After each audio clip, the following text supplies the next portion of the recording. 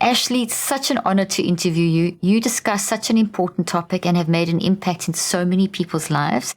You talk about that hard to talk about subject, abusive relationships, and you've also written a book about caring for someone with Alzheimer's. So this is going to be a very, very important and fascinating conversation. Thank you for joining me today. Caroline, thank you for having me. Truly my honor. Oh, it's really lovely to talk to you. Okay, you have a very huge story. And when I listened to you the first time, listened to one of the podcast interviews you did, I was really taken aback by just, how well you expressed and talked about an incredibly difficult subject, and you have so much wisdom and advice. So can we start by you telling your listeners and my listeners and viewers about your story and about you and what happened and what you do? So that'll be fantastic. Yes, my career path is definitely one that I never imagined would be mine. And it really was born out of my own struggles in life, my own traumas. So from the age of 14 to 20, I was a repeat victim of domestic and sexual violence. And it totally turned my life upside down. Not only were my relationships damaging to myself, my self-esteem, but it undid all of my goals, all of my aspirations. Long story short, I found myself as a college dropout, homeless, penniless. I was disconnected from my family. And really at the age of 20, I found myself at rock bottom. And, my abusive relationship in college that kind of ended that whole chapter only ended because I tried to end the relationship, and unfortunately I was severely attacked. And in those few first days of recovering and embarking on this new journey and turning my life around, I just remembered feeling so fed up with what I had tolerated, looking back at everything that I had thrown away, how I had let not only bad partners, but bad peers and just everything outside of me dictate my life, that I felt compelled to do something, not only to change my life, but impact the lives of others too. And so I didn't know exactly how. I knew I wanted to give back. I started volunteering at a domestic violence shelter.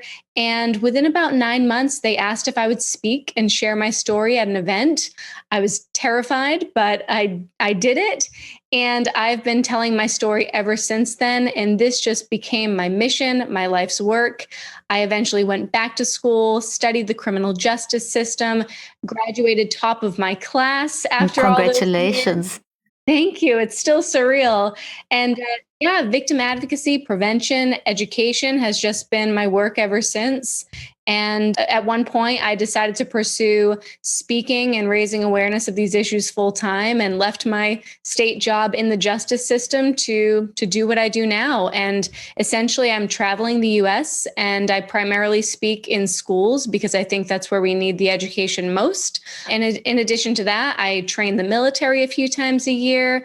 I train workplaces, and I'm also a coach for women and survivors who are really rebuilding their lives after relationship trauma, or any moment where they woke up one day and felt like they just were invisible to themselves and finally wanted to put their lives back together. So my work is informed by my life, and it feels like a gift every day to be doing what I'm doing now, because at one point it certainly felt impossible.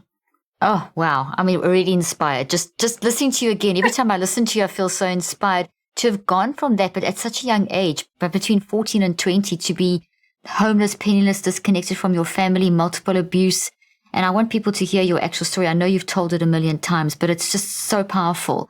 But to have gone from that to coming back and getting a degree in the very area that you now understand, you experienced, you became now understanding this, the law and the criminology, the aspect behind it, and then now giving back to society, a complete and utter reconceptualization of your life and how you've taken that pain and transformed, and now you help others. I mean, that's just so admirable. And that is why I wanted to get you on the podcast today, for people to hear the inspiration of your story, that when you're feeling like you can just, like life is just over and you want to give up, that there is hope, that you can turn your life around. And I know you can probably attest to this, that when you're in that situation, if someone told you when you're down and out, there's a chance to turn your life around, you probably didn't feel that. So that's one of the aspects I'd love to talk about as well, is that what was, and it will never be just one thing, but how did you get from that point to the point that you're at today? And once we've talked about your story, I'm sure it'll just filter into your story. but it's inspirational, it's helpful. And then I'd love us to really dive into the aspects of recognizing abuse, because you have some incredible tips to help friends and family recognize when a friend or family is being abused and what can one do, and get into that side of practical things as well. So it's a lot to cover, but you're the perfect person to cover it. So let's begin at the beginning. Let's start, give us your story, and then let's transition from there. Sure. So my first dating relationship ever, I was 14 years old. I had never experienced dating, didn't know anything about it. I came from a small town, pretty traditional family, healthy enough, and, and had never been exposed to anything like abuse, domestic violence, really didn't know what it was. And like many young people, this first boyfriend he was dreamy. He was older. He was on the baseball team. He chose me out of all the girls. And I remembered feeling so special, like, why would this person choose me? And so I fell head over heels very quickly. Of course, this was a while ago. So we didn't have cell phones. We didn't have social media. It was very much a phone relationship. He would call my parents' house. That was our relationship. Unfortunately, as we started to, phone date for a little while longer, eventually he started to pressure me into potentially hanging out in person. He encouraged me to lie to my parents so we could spend more time together. And that first date that we actually spent in person together did not go anyway as I had imagined or hoped it would. He was very coercive. He tried to pressure me into doing things that I didn't want to do. And while that's very common for first dates among teens, they need to learn communications and how to ask questions and talk about consent beforehand. Unfortunately for me, that wasn't just a misunderstanding on the first date. He became extremely sexually abusive for the next 2 years of my life, in addition to verbal and emotional abuse. So, 1 minute we'd be hanging out and he was sweet. He was that guy that I was crazy about. And then the next he would pressure me or coerce me or nag me to the point where I felt like I just had to do what he wanted. Or he would do things like call me names, make jokes. And then if I got upset, he would say, stop acting like a baby. Right. Oh, gosh. And so as a teenager, as a teenager, it gets really challenging because it's a lot of complex emotions and feelings and dynamics going on. And I didn't know how to handle what was happening. I also wasn't sure if what I was going through was normal. I thought this was just part of dating. And so I kept it to myself, and it spiraled into a whole bunch of other negative side effects. He told his friends stories that turned into huge rumors and bullying by my whole small school for the most part. And so every day was hard. So as a teenager, I struggled with, disordered eating habits, body dysmorphia, self-esteem issues. I dabbled with substances. I was self-harming because I just didn't know what else to do. Definitely did not feel like I could talk to my parents or an adult about something that was so personal. And eventually that relationship ended after about 2 years. Was relieved at that, still working through difficult, emotions and my own mental health struggles. But it was just the beginning of many abusive relationship dynamics. I was sexually assaulted multiple times by multiple different people over the next 2 years. So sorry. Yeah, thank you. And then that all culminated with this college boyfriend where I felt like now I had experienced a bad relationship. I knew what to look out for, knew the warning signs. I still had no idea. Found myself in another abusive relationship, and it was classic textbook domestic violence where I was isolated from my family and friends in the beginning, stuck doing the things I loved, couldn't focus on school. And eventually he totaled my car, drained my bank accounts, forced me to drop out of college. And it all just came crashing down. Yeah. So that was a big phase of my life. It was a long phase of, believing that I was strong, that I was tough, that I was just meant to be dealt difficult situations and I just had to figure them out or just wait for them to pass. I really believed that my life was destined to be a struggle and I just had to respond to it. And so I think when it all ended, having this sudden revelation of I've just I don't know who I am. I haven't been living for myself this whole time. I really just, I no longer wanted to tolerate that mindset or that lifestyle. And it created a spark. I've said it was like an aha moment, but I really think it was me hearing my intuition and my own voice for the first time in a long time, where she was saying, Ashley, none of this has been your fault. Now go, let it go and move on and do you, right? Do you for once, because that was such a foreign thought to me. And so rock bottom really did change my life, because I had a blank slate and I knew I could build whatever I wanted from it. That's incredible. But in part of that story, I love the fact that you actually said, do you, Ashley, do you. So Ashley, what's fascinating there is that I talk a lot about what fascinating with what you said about seeing yourself and realizing you needed to listen to your own voice, is that psychoneurobiologically, mind, brain, body, we have this wise mind, which is our self. It's the inner wisdom. It's that knowing in your knower.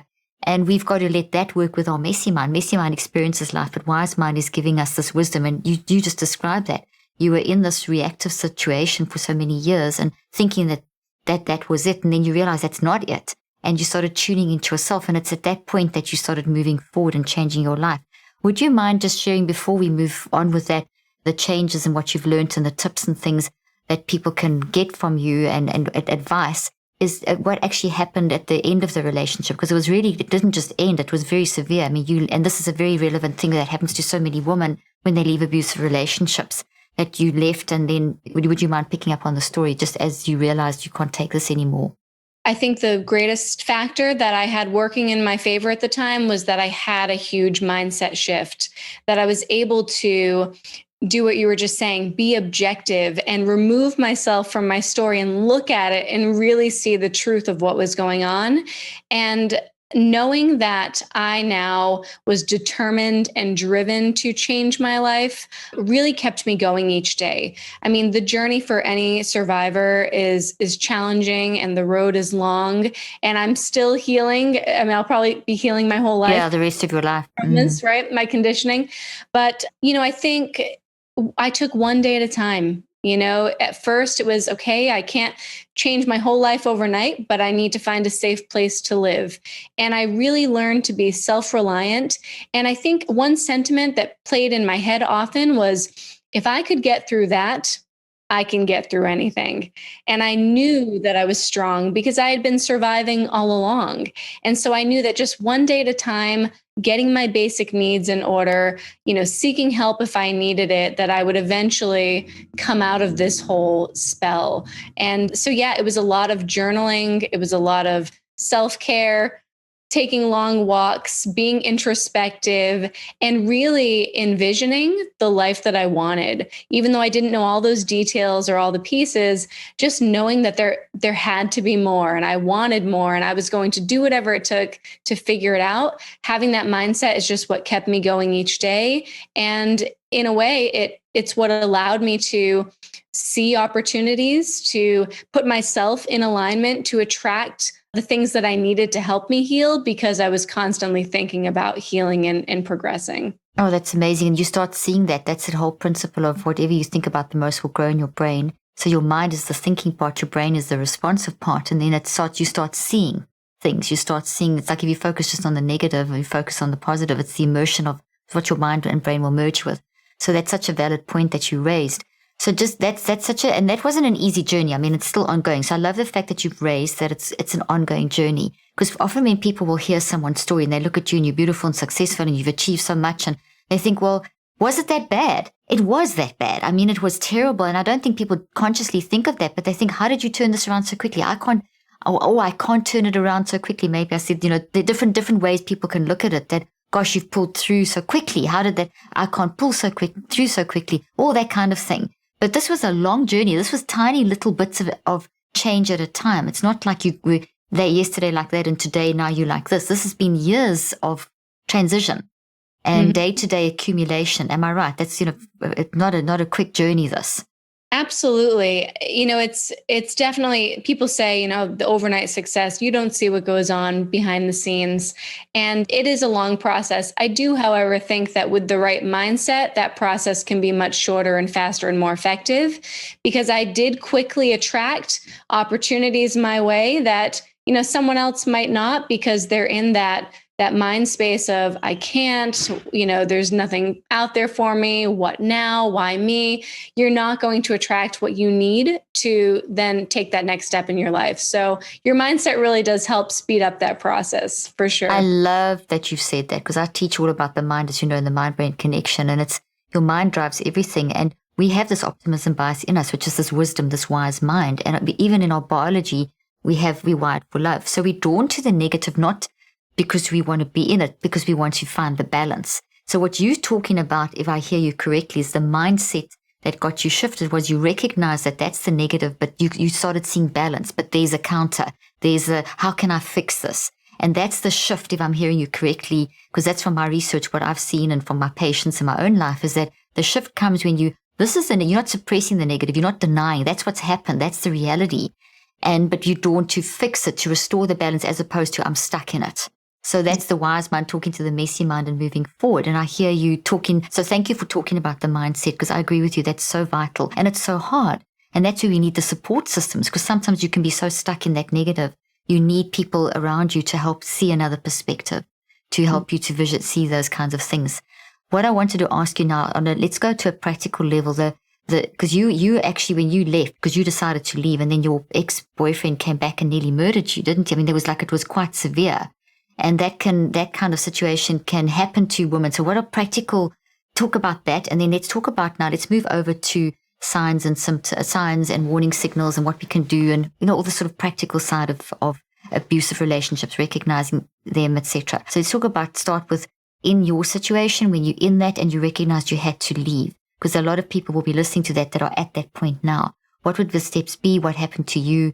How did you do it? And obviously there's not a cookie cutter approach, but what are some basic sort of tools and ways that one can move in the right direction? Yeah. It's a big question. Yeah. It's that severe relationship in college that went on for 2 years. And I used to repeat to myself, well, it's not that bad because he's never hit me. And of course, now I know better that emotional abuse is just as bad, if not worse, than physical harm. But I didn't see it as abusive or aggressive or violent or any of those things. I just thought he had issues, he had trauma in life, and I was trying to be patient and empathetic and understanding. And so I put up with it for a long time. And trauma bonding. Oh, totally. And I finally started to consider leaving only after he became physically aggressive towards me, because it was almost like an internal standard that I had. Well, once he hits me, then I'm out, because how can I rationalize staying with that when really I rationalize staying with worse? But so that's what tipped it for me. And unfortunately, for many in abusive relationships, that is the progression of abuse. It does eventually get physical, and it might not even be that they hurt you, but maybe they're breaking objects, they're slamming doors, they're driving erratically. And that's a big red flag. I think many women, at least from my work, they get to a point where they realize that they just can't do it anymore. They've given someone too many chances. They've heard too many apologies. They've thrown away really big, important things, and they're just at their wits' end. And the idea of staying suddenly feels more damaging than trying to just leave and do something new. And so, when I came to that realization for myself, I thought I was doing the courageous thing by breaking up and ending the relationship. But I did it on my own, thinking, I know him. I know how to handle his fits and how he responds. And I thought he handled it well. He said, okay, he packed his bags, he left. And then 2 weeks later, he came back and attacked me. And this is very common, that one of the most dangerous times for someone in an abusive relationship is right when they end the relationship. So, a big tip there is to include other people. Have a plan, plan ahead of time to change your locks just in case. Tell friends, have someone around you when you're breaking up. Do it by phone if you have to. Talk to an advocate at a local shelter. the biggest mistake you can make is just thinking you can do it on your own and that there's no chance that they're going to react irrationally, because it's very likely that they'll retaliate. So definitely include someone in that process. That's absolutely valuable advice, and it's essential advice, is not to be alone. It's so interesting that you also brought up how it progress from the emotional to the physical, but there's all those red flags along the way, breaking items and so on. That's so interesting, because it's amazing how much we as humans are drawn to restore the balance. So you kept thinking you could help, you knew him, and how long. And this is so often the case. So many women that I've worked with in the past and in my career, when I practiced clinically and just working in situations like this, it's how the human nature is so desirous of repair and believing the best in people. And that's, I think, what keeps women in abusive relationships, this desire to, hey, it's going to get fixed, because of the times when the person is nice. But there's the red flag. So could we for a moment just talk about, because I think so many people can relate to this, what are the red flags? You mentioned a few, and let's just be specific about them, because I think this is very relevant. And what are the red flags that you actually should be getting out of a relationship, and then getting that plan together that you mentioned? Yeah, one of the earliest red flags is definitely this overdependence on wanting to see you more often than you might be used to. And that results in isolation. So for many in relationships that might become abusive, one person wants to spend all of their time with you. And often it happens in a very subtle way. I think people instantly think to themselves, well, if someone told me I can't see my friends, I wouldn't date them. But it happens without you seeing it happening. So they might say, oh, like my partner would say, oh, you're going to go see your friend today. I've missed you all day, and I was really looking forward to seeing you. And so there's guilt tripping, there's manipulation, you feel bad, or maybe now you're doing a group date. And before you know it, at a certain point, you're not seeing your friends as much. You're not seeing your family. They might even be belittling your friends and family, to the point where now you're pretty much spending all of your time with them. And from there, you start to lose basically anything else that's yours in your life. Your hobbies, your passions, your interests, they start to all take a backseat to your partner's emotional needs and emotional responses. A lot of jealousy can come up. They might have insecurities. And, if you care about someone, if they have an insecurity, you want to do what you can to help them feel relaxed, know that they can trust you. And you do a lot just to satisfy their own struggles. And all of a sudden, one day, you find yourself where everything in your life is being filtered internally through what your partner will say, think, do. And it just suddenly takes over overnight. Another big one, too, is threats, sudden mood swings. 1 minute they're happy and they're great and they're that person you met and fell in love with. And then the next minute they are just upset over who knows what. You have no idea why they're upset at you. And it's really confusing and complex. And, one of the most common indicators of abuse is that cycle that happens where you go from this really happy moment to this tension building. Your partner's going to get upset or they're bothered by something. There's a huge argument, and then you're right back to cloud nine again. And that can go on and on, a few times a week. It can happen a few times in one day. And this just becomes your norm. But, I often say the biggest red flag is just wondering if something is a red flag. We really need to be intentional about listening to our intuition. And I believe we know when something is wrong, and we have to listen to it the first time and not try to rationalize why. We'll just wait and see if things get better. Because I think along the way, there were many moments my intuition was trying to speak to me and I didn't listen. So yeah, just wondering if something is wrong is a red flag. Feeling like you're being mistreated or like a partner is abusive is a red flag. This is so important. And the way that you've stressed your intuition is excellent, because that really is something that we all have, that inner intuition, that inner wisdom. And there's, like, on a scientific level, it's totally there. It's something that I spend so much time trying to teach people, that it's okay to be messy, but you've got to listen to that wisdom and you've got to develop it. It's a skill and if you don't practice it, you can miss the intuition. And you've explained that so clearly. So in an abusive relationship, is that any kind of nagging, hey, something's not right here, don't just override that because of the nicety of the moment. Those cycles of the tension and then the release is, you've got to almost like objectively, if I understand you, you've got to objectively, stand back and observe and say, okay, how often am I feeling this? And what does it mean? Don't just suppress it, but actually become curious about it and really question it and look for the patterns. Would that be something as well, as to start recognizing the patterns, becoming much more analytical about those and say, hey, this is happening 6 or 7 times a week. This is really what's happening. Perhaps even writing it down. Would that be something that could be done? Write it down, because when you see it in writing, you're forcing yourself to face something. And when you write, you tend to pour out what's really going on, and what the intuition will come out more effectively. To start actually becoming quite analytical about what the situation is, which may help a person move through to getting out of the relationship a little quicker. Because doesn't the research show that women stay in abusive relationships for quite long? I believe the average attempts at leaving is 7 to 9 attempts before finally doing it. Yeah. I think for many who are in these dynamics, you go into management mode and you're just on auto at all times, right? And you have to somehow step outside of that. And for me, the first time that I finally started to look objectively at my relationship and seeing the patterns and the tactics was after having a class in my college classroom before I had dropped out about what domestic violence was, because I had been trying to... You needed education. You had education that helped you to start. I didn't mean to interrupt you there, but that's such a valid thing. You had some education that changed your perspective. Yeah. And it's, no one thinks I'm going to fall in love with a batterer. No one thinks I'm going to be a victim. But for me, sitting there and seeing domestic violence and the definition, my life was on a PowerPoint slide in front of me. And I never would have thought that's what I was going through. It was something else. It was something no one could understand. It was something unique to my partner.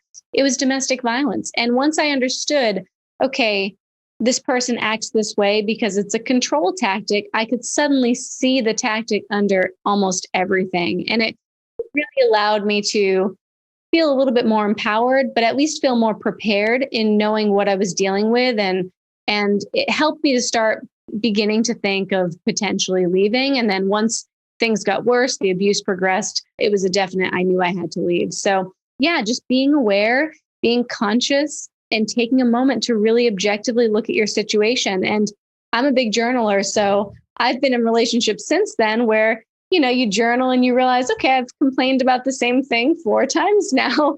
Something is not changing. So whether it's writing or just observing, yeah, it's really powerful to take that really objective look and then listen to your intuition and say, this is not right. It's not what I deserve. And it's time to do something about it.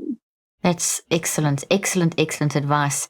Well, you talk at school, so let's talk about that. I mean, you've really, because I think obviously it's come from your experience as a young girl when you've got sucked into that, and you think of the age, I can tell you now, 13 to between the ages of 13 and 18 is the most difficult part of the entire human life cycle.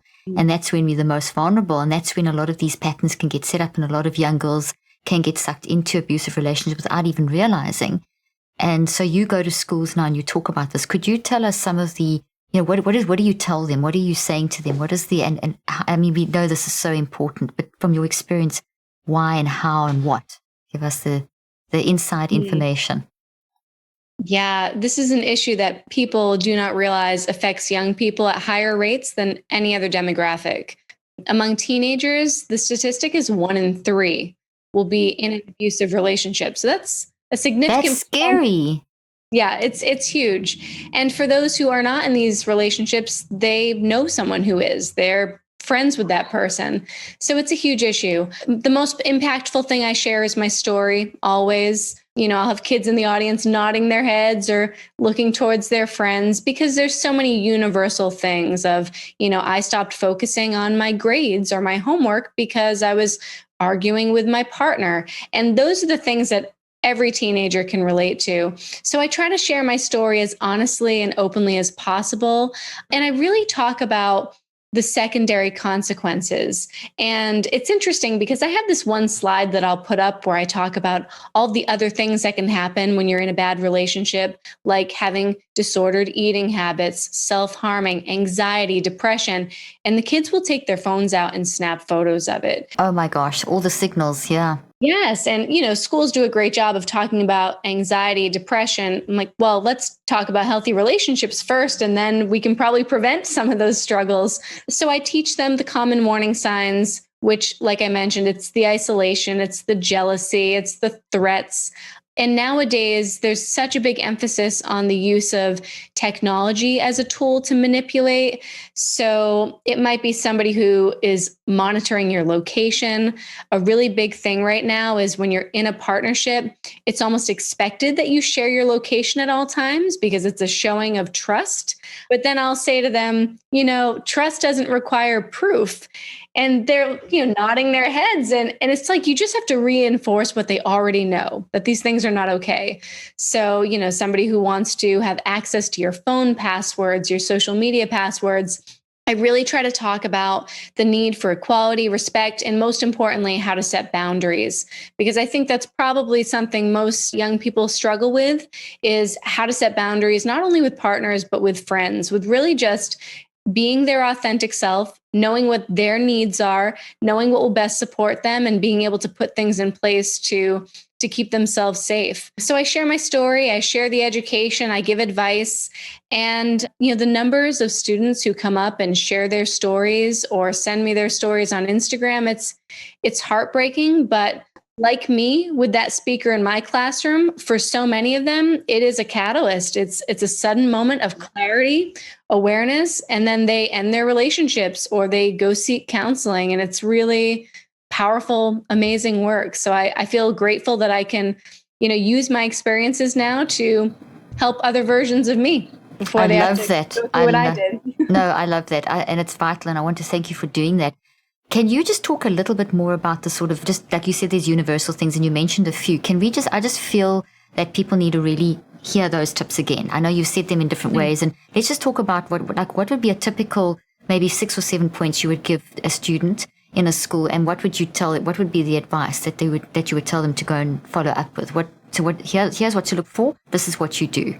Because this is invaluable advice. Also think about parents too, because it's great then if you're giving it to the student, then also, what do you tell parents as well? Because parents also need to look out for the signals in their children as well. And there will be the anxiety, the depression, the withdrawal, the various different symptoms. But are there specific ones that you could hone in on? And then I'd also love you to talk a little bit more in terms of the advice part about the sort of boundaries that they need to set. So to recognize their boundaries, and what would be examples?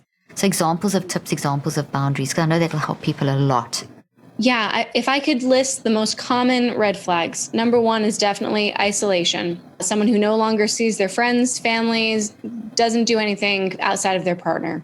The second would be jealousy and possessiveness, which can manifest in many different ways. Not wanting you to be friends with an ex on Instagram, not wanting you to talk to, other members of the opposite sex in front of them because it's embarrassing to them. That's a second category. The third would be, I would say, manipulation and gaslighting. So maybe, let's say you're a teenager and you're considering joining field hockey. Your partner might, be pretty manipulative and say, well, why do you want to join that club? And are you sure? And aren't you already complaining that your plate is full and you really want to associate with those people? So they get in your head and make you feel like you can't make effective decisions. And gaslighting is essentially you feel like you're the crazy one, right? Like, I put my keys down, I have to be at work. All of a sudden the keys are missing and turns out they hid them, but they don't let you know that. So manipulation, gaslighting, you feel crazy. This would kind of lead into the next one where all of a sudden you feel like you're walking on eggshells at all times. So constantly thinking about what your partner might do, say, how they would react to sometimes the littlest things. I got to a point where if I would eat lunch without my partner, he would say that I was selfish and didn't care about his feelings. So literally everything. And then the other big area is threats. And that could range from, I'm going to crash my car into oncoming traffic. I'll kill myself if you leave. You want to do that? I'll post those photos of you online. The threats just run the gamut. And those are probably the most common common ones. And like I said, to really reinforce, it's not all bad all the time. This stuff is countered by really great days where they apologize, and they even seem really genuine in their apologies, and they might even try to change. But these behaviors are learned, and they can't just one day decide to change them or decide to not do them. That's a whole process they need to do on their own. They need to go through. Yeah, there's a reason why they're showing up like that, and they need to do the work separately from you. Yeah. And, when you think about all of these dynamics happening on a recurring basis, it is overwhelming for anyone to have to deal with this, where their partner is now infiltrating their mind, their thoughts, their actions. Like a virus. Absolutely. And that's why it's so damaging on someone who's dating that person. You just let yourself go in every way, and your life just becomes second to your partner's. So those are probably the most common red flags.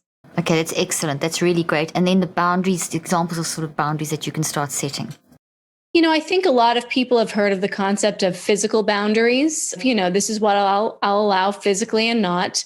And when you're younger, it's important to really think about that, of establishing communication around your physical space or even your belongings. Maybe your partner comes over and touches all your things, or borrows stuff without asking, or takes your car and says, well, what, you're my girlfriend, you should be okay with me using your car.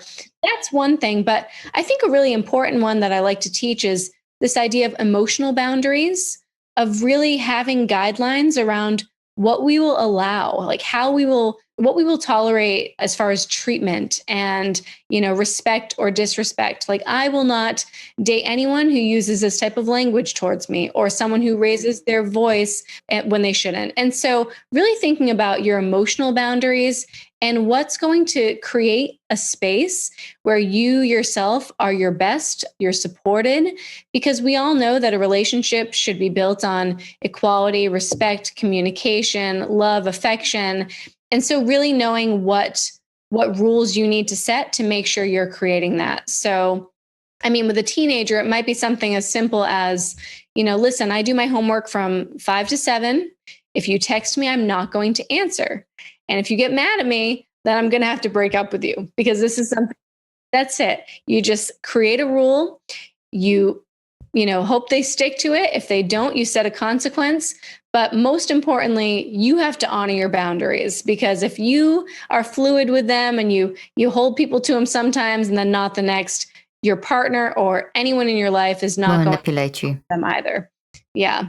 So really thinking about just what you need, and it's self-care. It's putting yourself first, and that's not a selfish thing. It's understanding that, you're only as good to others or to your partner as you are to yourself. And, healthy relationships come from two whole people coming together, or, being able to respectfully work on indifferences, not just trying to mold to what someone else needs at all times. That's where the imbalance occurs, and it's where everything else starts to fall apart. I like the way you said, not trying to mold yourself to someone else's need and let them mold you. So as soon as you feel like you molding yourself and they molding you, that's like a massive red flag. I love those examples as well of the boundaries. I think that's so vital. And I also like the fact that when you have to stop and set those boundaries, there's self-regulation coming in. There's the ability to stand back and evaluate. So you're starting to train yourself to listen to your intuition and your wise mind, which is really great for all future relationships. So it's so good that you are doing this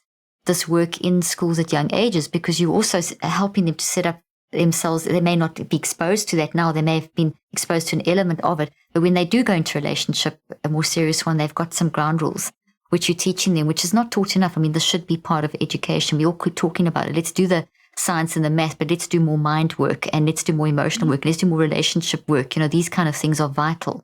So you're playing a very important role. I'd like to transition now to asking you about someone you love or care, a friend or whatever, is you can see they're in an abusive relationship, but they're stuck. And how can you help them everyone has to make their own decisions. We all get that. But if you see someone that you love or care for is in a potentially abusive relationship, what do you do? I think I have two pieces of advice. The first one is to stay patient and stay present, understanding that leaving is a process. Yeah, trying not to insert your own opinions or create a sense of urgency, that individual is already disempowered by their partner. You don't want to show up and start disempowering them either with your words. So you really want to be patient and present. And the being present piece is really important because a lot of people will try to approach their friend or their sibling or their loved one and talk about this, but they feel like a broken record. This person continues to date their abusive partner. And many people get so frustrated that they then walk away, they cut ties, but this only then lends into the isolation. So now even you're not there. But if you're patient, if you're present, if you're not confrontational, when that day comes that an individual is ready to leave, they're going to think of you first at a time when many people probably did walk away and abandon you in those moments. So being patient, being present. The other piece that can be really effective is a lot of us have a tendency to want to point out the flaws of the partner. And naturally, anyone who's in a relationship is going to want to defend the person they love. So one of the best things you can do instead of focusing on the partner is to shift the focus onto your friend, your loved one, and really getting them to try to self-reflect on how they've changed, but doing it in a really compassionate way. So, hey, I just noticed that, you used to go to yoga with us every Saturday morning, but you haven't gone in months now. Is everything okay? Is everything all right with your relationship? Really getting a person to start to think about how they no longer are being themselves in the way that they were before this relationship is often a catalyst to start, taking that observation, being a little bit more objective and rational. And it can be really powerful because the second you start attacking their partner, they're going to defend their partner and they're going to want to cut you out of their life. So yeah, just patience, presence, compassion, try to get them to self-reflect. That can be a really powerful approach. Wow, I love that. So in other words, what you are is a supportive presence that is not, because our instinct is, hey, that's wrong, do this, fix that, we want to fix. And it's all well-intentioned, but you can't fix anyone. Something I say so many times is you can't fix anyone, you can only support. And what you do, you're defining what the support looks like. And it's being there as this constant, reliable, they're there for me. I know that this is not right. But despite that, they're not trying to fix me or judge me or tell me what I'm doing wrong. They're just there for me. And that builds up that support system, doesn't it? So that when you do leave the person, you know that you can, hey, this is you'll be part of my plan. So it's so important that the support person doesn't keep quiet, in other words, unless spoken to and make it more of, hey, you've missed out on the yoga kind of thing. So it's a very different approach to going and that's wrong. Can't you see this? Can't you see that? Come on, get frustrated. And eventually, because if you're trying to force someone to do something and they're not doing it because they're not where you are and they can't see it like you can, you'll push them away. And that's the worst thing. You want to keep in their orbit all the time and in their presence that they reach out to you. So that's incredibly good advice. Is there anything else you'd like to say? I mean, there's such a huge conversation that we haven't covered in relation to this, because I'd love to just very briefly transition over for 5 minutes to your book that you've written, because I think it's also very important. But is there anything else you'd like to say in relation to abusive relationships and seeing the signals and signs, or, the work that you've done in the criminal justice system and so on? I think we've covered a lot, which is great. And I hope it was helpful for anyone listening. I think if there's any one lesson that I've had to still continue to learn and a piece of me that I've had to really build back up is being okay in expressing my own emotional needs. I think a lot of times we just want to be loving and supportive. And, for me, I played the role of good girlfriend all those years. I wanted to just be a perfect girlfriend who never caused issues, never voiced my concerns, just was everything anyone could ever possibly want. You squashed yourself. Where was Ashley in this whole picture? Yeah. And I always thought that's what will create a healthy relationship, is if I'm this easygoing, awesome girlfriend. Express your emotional needs, put you first, don't abandon yourself in the process. Don't become a people pleaser like I did for a very long time, because it's not going to ever help you align with what your life's path is supposed to be, your purpose. You will only start to receive abundance and love and beauty once you finally start just returning to you instead of trying to please everyone else. And so that's my little final piece of advice on self-love and relationships. That is amazing. And it's so good, because I've often explained to people from the neuroscientific side of what you've just said is that you actually can't carry, your brain is designed for you and your mind is designed for you. And we've got these 200 areas in our brain and it's all these specialized connections. And you can do something that I can't do, and I can't be in your head and you can't be in mine. And in a relationship, even though you build physically in each other's head, you can't take over what that other person is doing and who they are. So when you look after yourself, what you do is the looking after yourself enables you to be more empathic, more wise, more tuned into the other person. But the minute you take someone else's a burden into yourself and you try and live that without actually looking after yourself, you start destroying yourself because you're bringing something into yourself that's not yours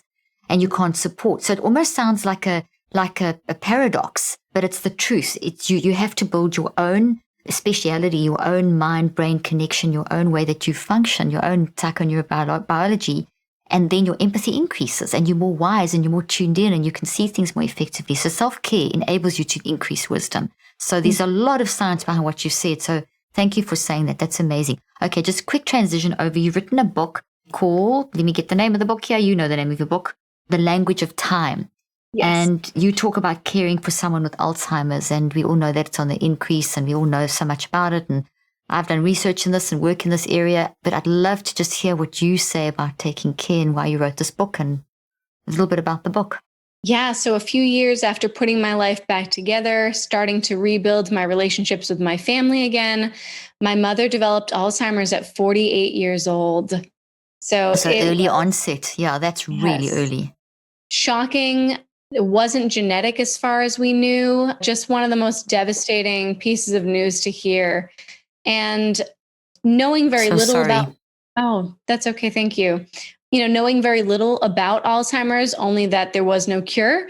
I just knew that time wasn't guaranteed. I didn't know if she would have 2 years, 3 years, 10 years.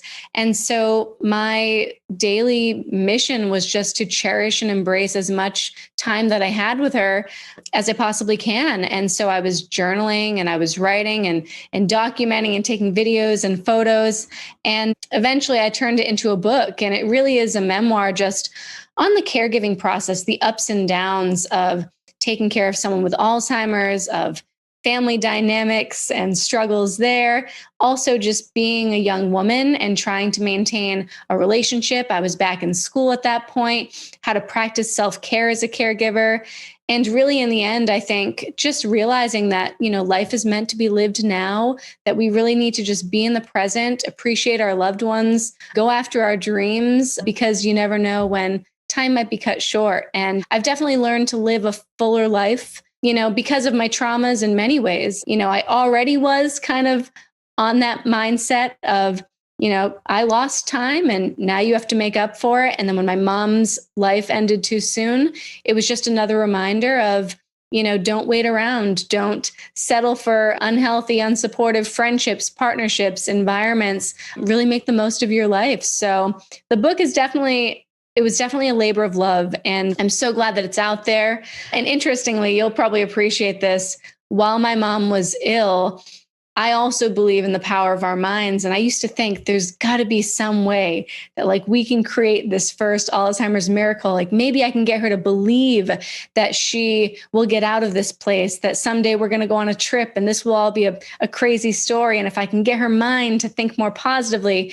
can we slow the Alzheimer's? I mean, it was such I'm really fascinated by the mind and the brain and just the power we have to sometimes, keep it healthy. But so that's the book. It's called The Language of Time. And the response has been amazing. It's all 5-star reviews. I published it during COVID, reframing a negative situation. I said, well, I can't travel right now, but I can publish my book. So, oh, well, that's incredible. Actually, you're amazing. And that is just beautiful. And I'm so glad that we had a chance to talk a little bit about that because it's such an important thing. And I love your concept of time, because so many people who have gone through trauma like yourself, and that's why I really wanted to hone in on this as a sort of closing statement, that so many people that have gone through trauma feel like they've lost time and they get stuck in the grieving process of I've lost all that time, and then they can't move beyond that.